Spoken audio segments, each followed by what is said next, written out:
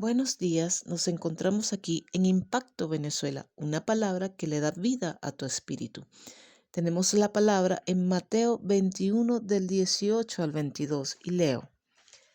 Dice, por la mañana volviendo a la ciudad tuvo hambre y viendo una higuera cerca del camino, vino a ella y no halló nada en ella, sino hojas solamente. Y le dijo, nunca jamás nazca de ti fruto. Y luego se secó la higuera. Viendo esto, los discípulos decían, maravillados, ¿cómo es que se secó enseguida la higuera? Respondiendo Jesús les dijo, de cierto os digo que si tuvierais fe y no dudareis, no solo haréis esto de la higuera, sino que si a este monte dijereis, quítate y échate en el mar, será hecho, y todo lo que pidiereis en oración, creyendo, lo recibiréis. Veamos acá en este estudio lo que nos está diciendo el Señor verdaderamente. Primeramente, Él vino con hambre a una higuera. Nosotros somos esa higuera y muchas veces Jesús nos está llamando, buscando fruto de nosotros y no lo halla en nosotros. ¿Por qué? Porque estamos en nuestras cosas y no en las de Él. Por eso Él nos pide que nos volvamos a Él. Por eso Él insiste todo el tiempo en su palabra, que vayamos, que lo busquemos sin tomar en cuenta nuestras circunstancias. En Hebreos 4:16 nos dice que nos acerquemos a Él confiadamente. Entonces, nosotros podemos ser esa higuera que la maldice porque no haya fruto en nosotros. Notemos en esta palabra para que podamos entender. Recordemos en Ezequiel 37, los huesos secos, el valle de los huesos secos. ¿Cómo estaba el pueblo de Dios? Seco. ¿Por qué? Porque no produjeron los frutos. ¿Por qué? Porque se habían ido tras la idolatría, o sea, tras sus propios asuntos. Porque idolatría es cualquier cosa que le quite el primer lugar en tu vida a Dios. Entonces, también Pablo dijo en Primera de Corintios, notemos esto, 9:27, Primera de Corintios 9:27, dice Pablo, sino que golpeo mi cuerpo y lo pongo en servidumbre, no sea que habiendo sido heraldo para otros, yo mismo venga a ser eliminado. Como ven, una vez más, se puede eliminar. ¿Y qué dice aquí? Que pone su cuerpo en servidumbre. ¿Cómo así en servidumbre? ¿Y en servidumbre a qué? Porque no es ir a servir a otros simplemente sirviéndoles por servir. No, hay muchas personas en congregaciones en este momento dando la palabra, yendo a la congregación, pero no tienen fruto. ¿Por qué? Porque no ponen su cuerpo en servidumbre al único que hay que tener el cuerpo en servidumbre, que es al Señor. No podemos poner nuestro cuerpo en servidumbre a la gente, sino al Señor. Y poniendo nuestro cuerpo en servidumbre al Señor, entonces podremos servir a la gente con ese amor, porque sin amor nada podemos hacer. Sin estar unidos al Espíritu Santo, nada podemos hacer y no vamos a tocar a nadie, aunque vayamos a ellos. Dice, yo mismo venga a ser eliminado. O sea que nosotros también nos podemos secar. Y como dice la palabra también en otra parte, que las ramas secas se eliminan, se echan al fuego. Entonces, en Romanos 12:1 nos dice, así que hermanos, os ruego por las misericordias de Dios que presentéis vuestros cuerpos en sacrificio vivo, santo, agradable a Dios, que es vuestro culto racional. Nuestros cuerpos en sacrificio vivo. ¿Qué significa esto? Nosotros normalmente dice la palabra que el espíritu es contra la carne y la carne es contra el espíritu. Entonces, ¿qué pasa? Que Pablo se obligaba a servir a Dios. ¿Por qué? Porque muchas veces no quería. A nosotros también nos pasa lo mismo. Muchas veces no queremos servir a Dios, pero ¿qué tenemos que hacer?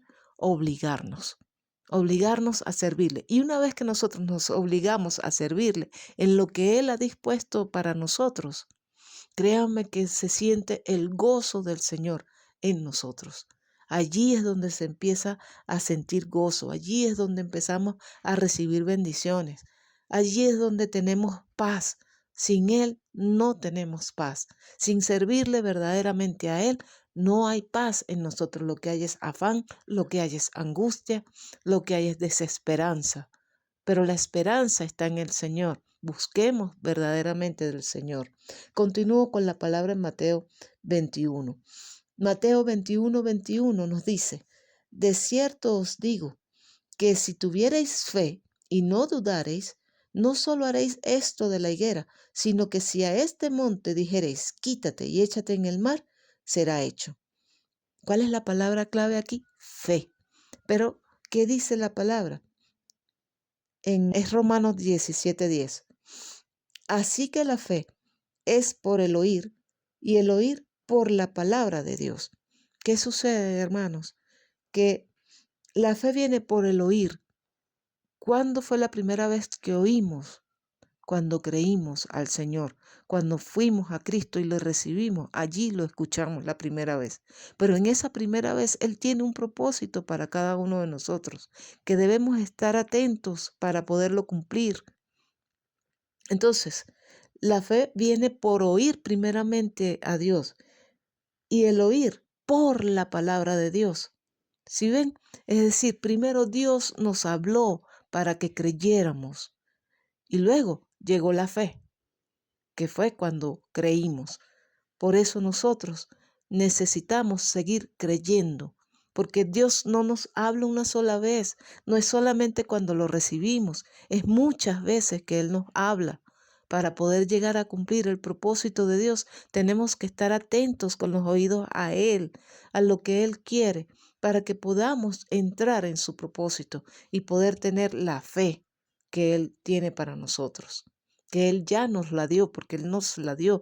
Muchos de nosotros ya sabemos lo que tenemos que hacer, pero muchas veces no lo hacemos porque tenemos miedo, porque tenemos cargas, pero debemos quitar eso y empezar a caminar en pro de ese propósito.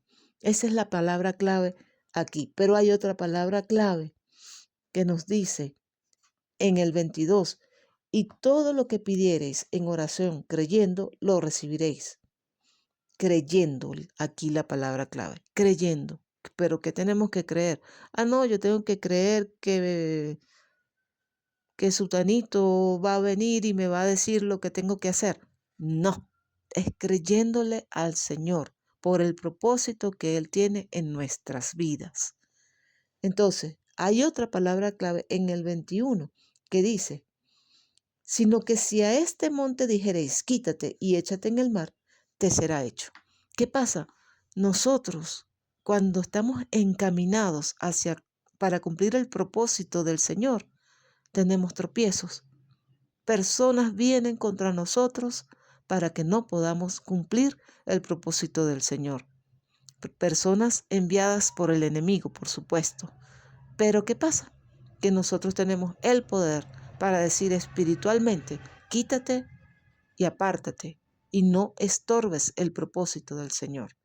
Y muchas veces tendríamos que hacerlo verdaderamente directamente, como lo hizo el Señor con Pedro, cuando Pedro le quiso ser de tropiezo, cuando le dijo, quítate de aquí, Satanás, porque no estás haciendo lo que el propósito de Dios quiere.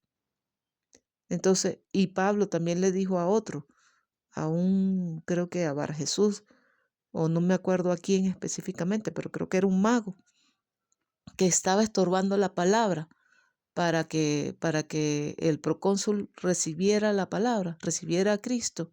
Él le dijo que hasta cuándo iba a ser estorbo. Estoy parafraseando. Pero entonces quiero decirles esto. Nosotros tenemos que ser higuera fértil y que nosotros debemos creer verdaderamente la palabra que Dios nos ha dado para poder cumplir el propósito que Él tiene con nosotros. Él tiene un propósito con cada uno de nosotros, diferente, individual, pero que con cada uno de nosotros, uniéndonos como relaciones divinas, lo podemos cumplir sin competir los unos contra los otros. Bueno, hermanos, Les bendigo en el nombre de Jesús y espero que esta palabra genere fruto de vida en sus vidas. Bendiciones.